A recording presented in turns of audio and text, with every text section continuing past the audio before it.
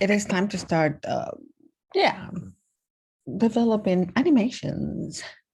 So to be able to do this, you have to go back to where you had downloaded the resources from Sweigart. So if you go to your folder where you downloaded the invent with Python underscore resources, it was pretty much just a file. You double click on it, and then you ended up with all these programs, including the Hello pygame Hello World. It's right here, right here. So today we're going to work with animation. So if you click on that one, actually don't do that. The best is to start it from idle, right? You go to idle, and from idle you actually find the file over there. Where's my shell? There it is. So from here, start from here, and you're going to go and open a file.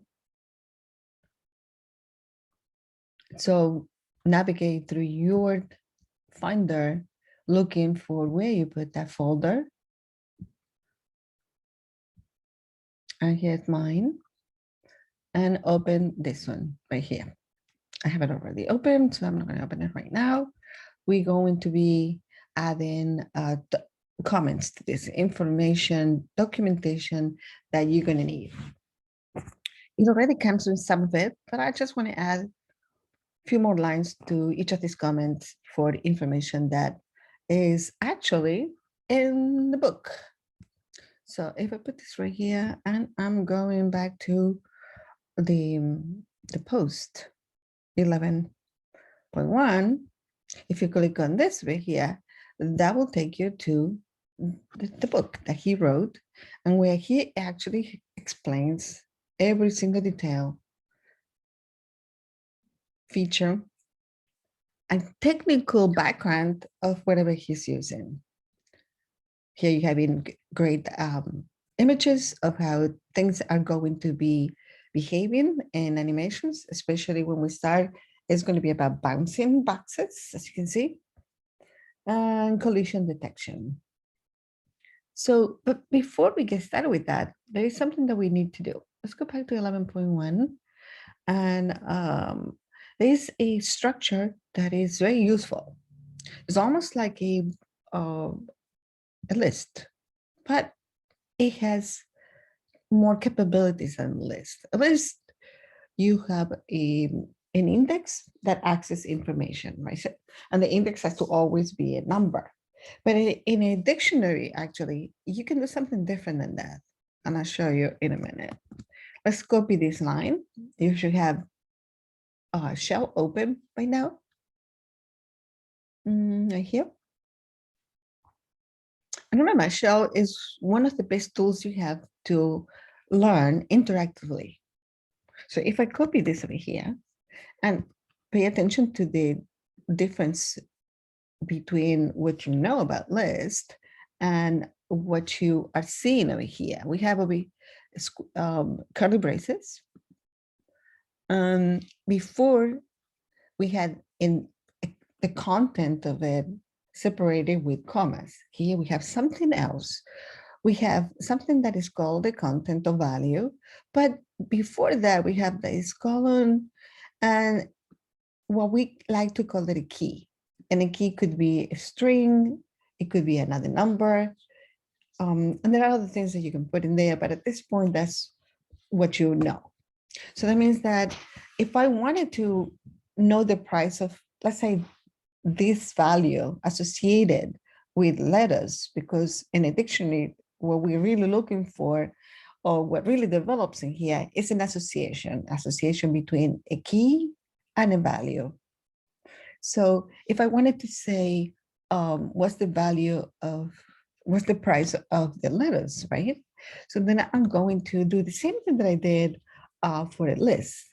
A list, you had an index number. You knew the location more or less, or you went through or traverse it with a for loop or a while loop. But in this case, we're going to use a key. And just like in list, we're going to use the indexing operators, which is nothing more than the square bracket. Now here, instead of putting a number, that represents the index of the element or the item in the list, here we're going to put the key that should be associated with a value. And so I'm going to say that I want to know the price of the lettuce. That gives me $1.99. Let's do one more. Let's say olives. I want to know the price of olives. And yes, and it's important that you actually spell it correctly because the key is unique. And it has to spell exactly the way it was created, olives. And there's the price of olives. What about tomatoes? Tomatoes. There you go. And it's 49 cents a pound. Well, that's not true, but we're going to believe that it is. So list seems to be very convenient because you have a key associated with a value, and the value could be anything, and the key could be anything also. So what is important is that you have the ability to have that relationship that you couldn't have it in a list. A list, everything was pretty much manipulated through the index, and the index was just an integer. But what about when you're searching for a specific word, let's say, and you want to know the definition, or if you want to see a relationship with something else? I mean, you can do so many things with this. If you go to the website, my website over here, you can see some of the stuff that you can do. And we're not going to use much of that. All I wanted to do is to be able to know the association. One thing that I like to use it for is, for example, something like this. So if I have a dictionary, I want to know what order in the alphabet is the letter A. And so it will give you the number 1. So as you can see, the key is just a character, and it gives me an integer before it was a double. You can do other things.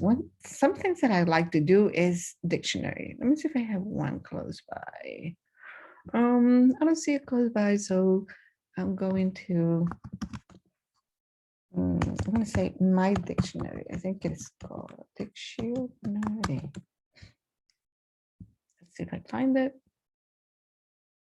Oh, it's not found. So fine, no problem. We can just go for the more general concept.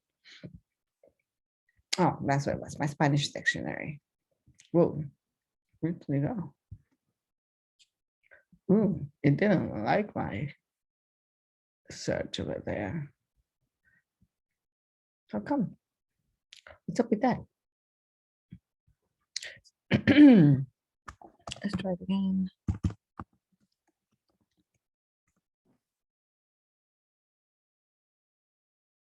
Oh, crash. Okay, there we go.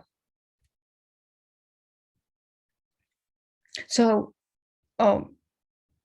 something that you can also do Mad Libs. It's actually pretty cool. But for example, I would say something like this. Say my Spanish dictionary. It's long, right? Oh, that's good enough. Now I'm going to say is equal to, and now I start putting the relationship between words. One is in Spanish, the other is in English, or vice versa. For example, we can say house, and I'm sure all of you know how you say house in Spanish. Since they're both strings, I need to put either double quotes or single quotes. So that's the first item in the dictionary. That's why I have the comma after I have the association between those two words. Then we can say something like, I don't know, rain. So say lluvia. That was my Argentinian accent. It's lluvia. And then we can have something like a finger. Anybody knows how you say finger in Spanish? Anyone? Dedo. All All right, so I'm not going to go crazy putting too many things, but you can actually build it up.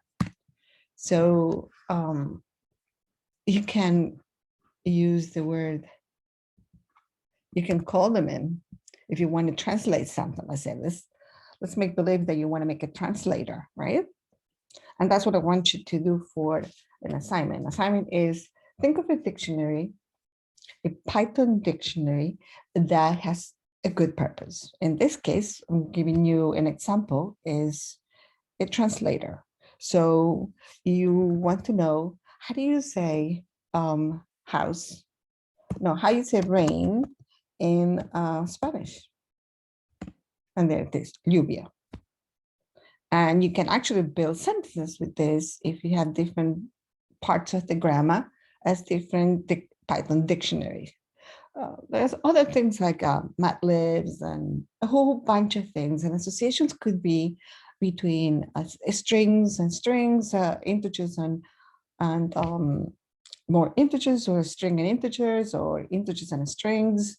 So there is no limit to the type of associations. There are also other things that if you continue learning more about Python, it's called classes and objects. And so it becomes very interesting. So we need this. We need this for what we're going to do now, because this is a very good structure or device, you want to call it, to associate big things with the small words, let's say. So for the first part of the assignment, I'm asking you to please write a program, which is going to be my dictionary, with your initials, please.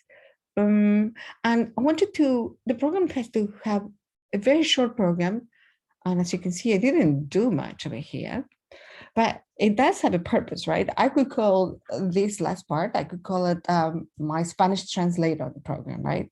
And this one I could say my grocery list for shopping list or something like that. So that's what I want you to do, come up with a very short program that uses a dictionary, but it has a purpose, whatever it is that you want to. And now let's go and analyze the next program that we're going to be working with, which is going to be the first tool that you're going to have for animation.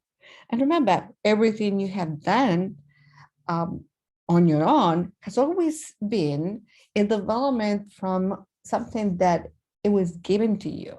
I gave you, Mrs. Guy gave you, Mrs. Anton gave you, and you built it from it. So, of course, let's not forget Al Sweigart. He is the one who has lots of resources. So we never really start anything from scratch. So we're going to use the program animation, which is the most basic of all of them. I presume you would like to know what it looks like, right? What it does. So let's do that. I always like to first run the program and then look at the code. You can do it the other way around it, but to have an idea what it is, but we have the luxury of actually just running it. And there it is. This is the animation that we're looking at. So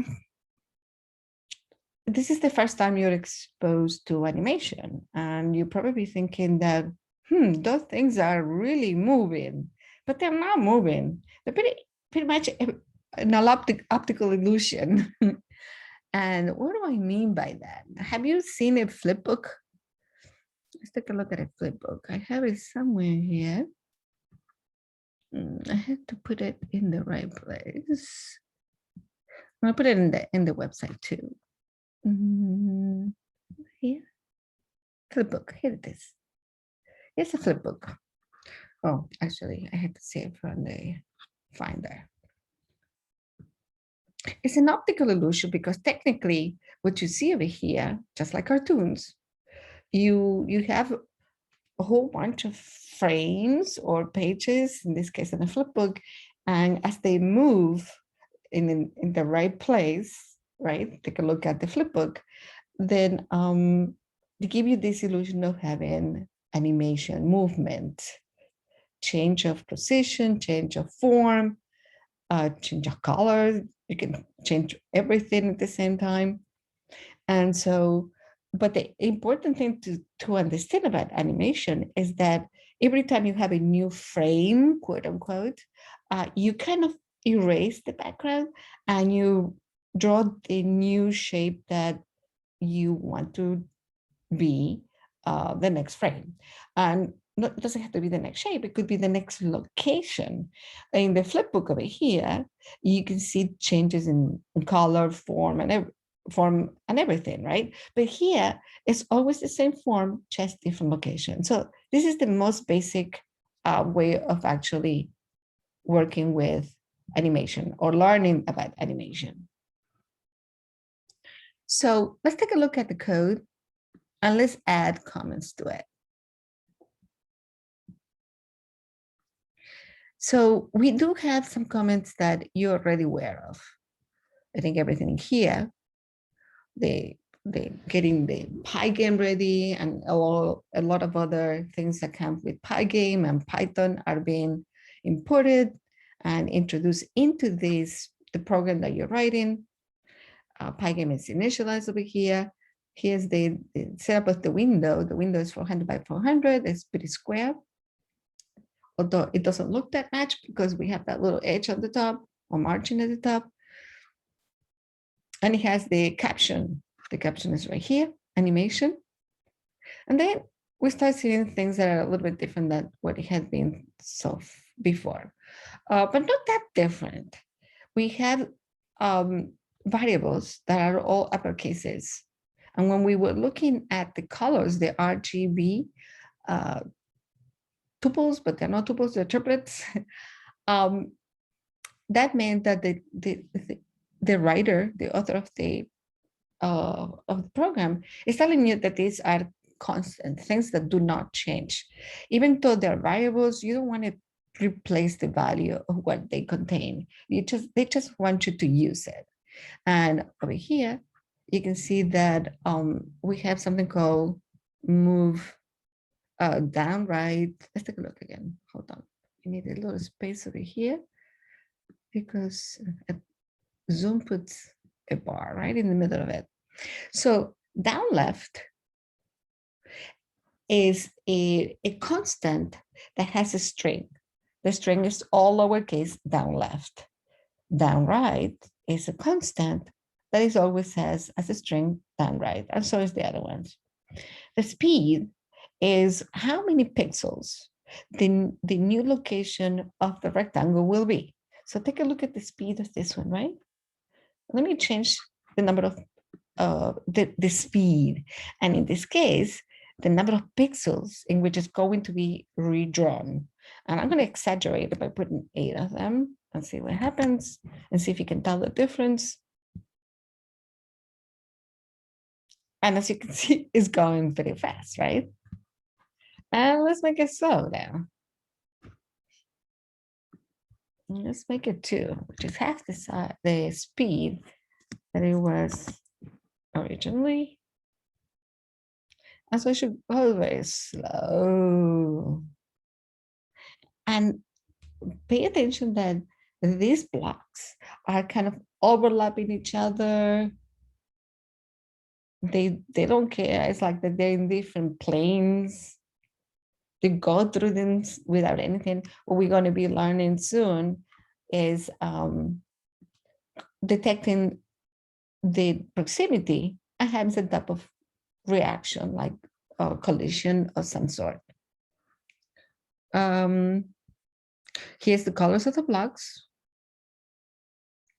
And here's a dictionary. This is one structure that it is very useful. Take a look at the value of this dictionary. The first, it has how many items does it have? Let's take a look. The items are delimiter by a comma. So the first comma I see is right here because all the other commas are really part of the argument, right? They're inside parentheses. 1 comma and 2 commas. I mean that there are a total of 3 items.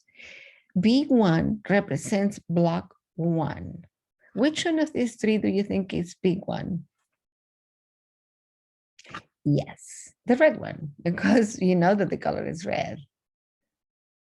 B2 is the green one, and B3 is the blue one. So with the text rect, we can have an association to this syntax, which is kind of long if you think of it. Certainly you don't want to write that much. So you can say B1 and then just put this particular string in square bracket, and it's going to access this related or associated information, which is a pygame rectangle, which is located at x is equal to 300, it is equal to y is equal to 80, the width is 50, and the height is 100. If I wanted to know something else about B1, like for example, I want to know the color of B1, then I would do the same thing, right? So let's see what I mean by that. I can say B1, and this is part of your documentation. I want you to make it a little bit a good distinction, separated, so it's easy to identify. If I say B1 of reg, right here, go like that, this should give you all of this, because that's the associated value to the key rect in string. Let's do this now. Let's take this one because this one is going to make it easier. I expect you to do the same thing with me, and I know you can do this. We can say B1, I want the color of B1. And that should give me, like you guessed before, red. And then if I do breg of dir, guess what dir mean? Yes, correct. It's going up, right? There you go. So take a look at the components in a dictionary. The key and the associated value. Key, associated value, and key associated value. And the dictionary name is just B1. So it's very short. And then you can access all of this long information by just using the key. And the values will pop right out. And that goes the same thing for all of them. And then we do something really, really, really, really, really cool. What is boxes? Boxes is a list of dictionaries.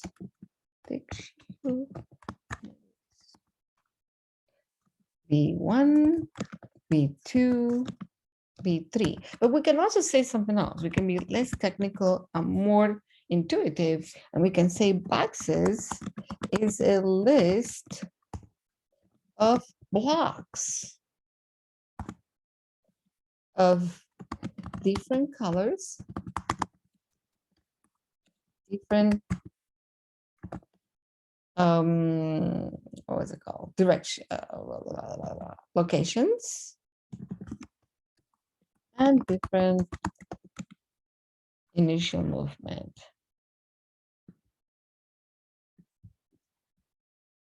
Maybe I should go to the next line. Yeah, because I don't like it when it goes so far to the right. And different locations and different initial directions. Because obviously, as you can see, they do change. But you don't want them to all start with the same direction because then it would not be fun. For example, let's give it a try to that. If I make everything upright, right? So that one was up left, and this one was down left. Okay, I'm gonna close this over here. And so it will not be as interesting.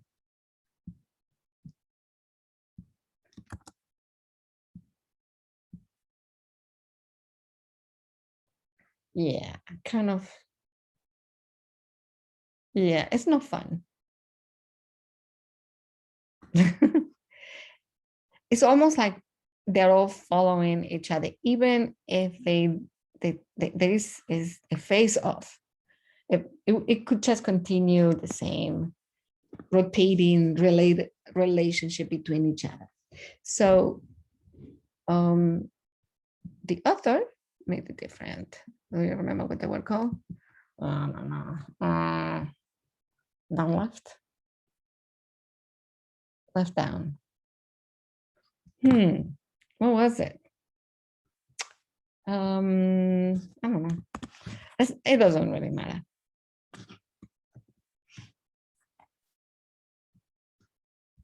I thought it was two lefts, so I'm gonna put that one too.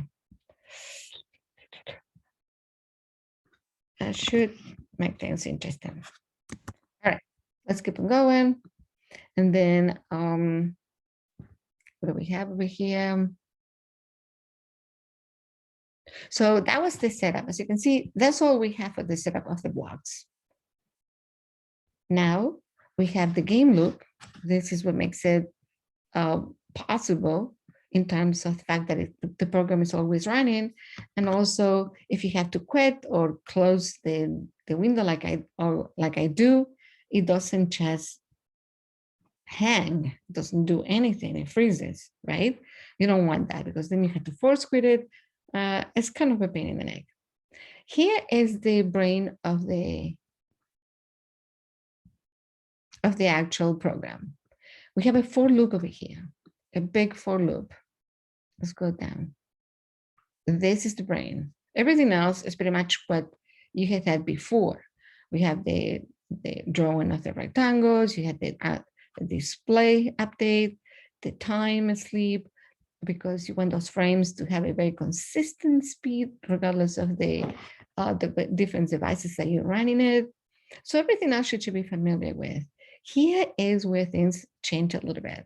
So, and it's actually simple and at the same time a little bit complicated.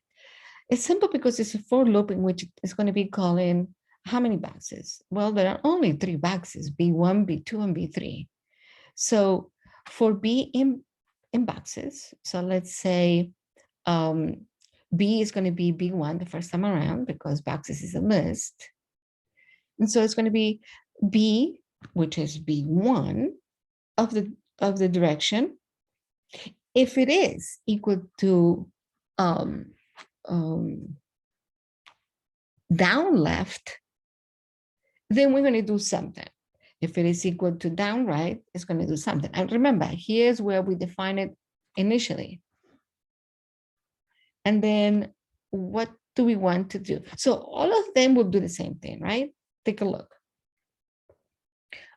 This is pretty much in this part of it, move the box data structure. So what I want to put over here is nothing more than the following. This code only moves the blocks. Doesn't do anything else. However, these blocks over here, how many of them? 4 of them, take a look. 1, 2, 3, and 4 of them. 4 if statements. So this is going to, this is all I wanted to write for now, is this code checks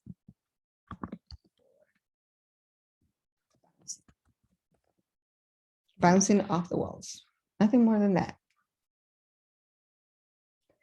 Now to understand how things are moving, the best is to actually go to the book. And let's do that quickly, because then there's a nice picture in the book. I think I'll show you. There we go. Think about this. This is what I want you to think. And this is what you're going to write over here. Right here. You're going to tell me. Let's see. There we go. Right here, you're going to tell me what you're going to say, what direction should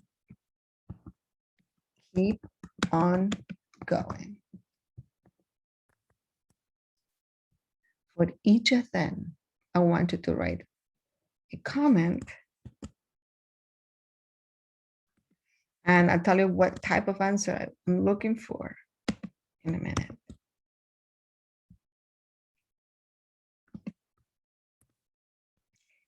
So down left, let's look for something over here that it says down left. Here's down. No, this is up.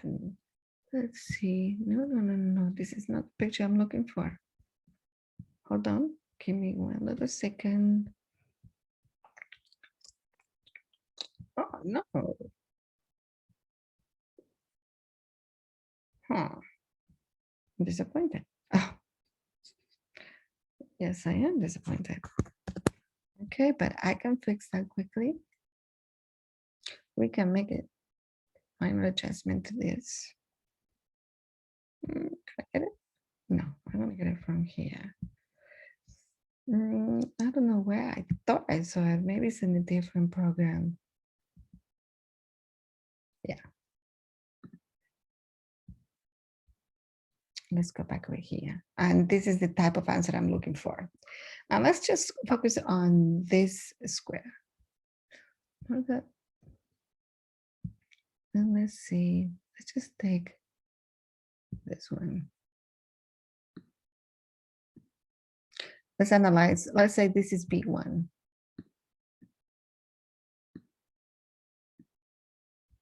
There you go. Actually, I think we can put it solid, right? Solid is this one. Yeah, there we go. So let's say the red one is B1. So I'm asking you, I want you to tell me which way should it go? How would you change the value of X and Y to keep on going in that direction, right? And so the answer should be like this. X should, so if it's going down left, give me one little second. Oh, that's not what I want from.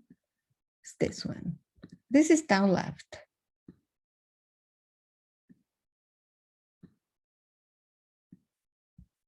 Right? This is down. Let's put it with uppercase down.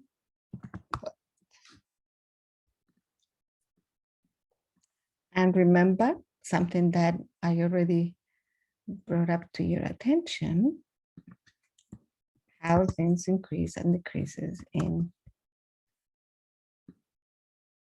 Oh, no. When I grab the middle, it messes it up all the time. Okay. It's kind of bent a little bit, but I'm sure you can deal with that.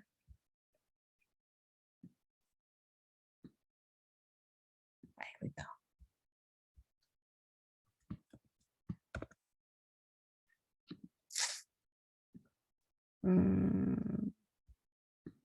Yeah. Let's take this one right here.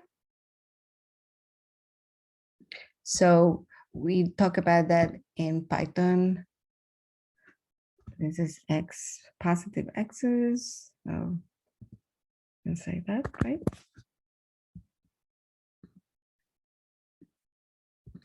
And here we have positive Y's.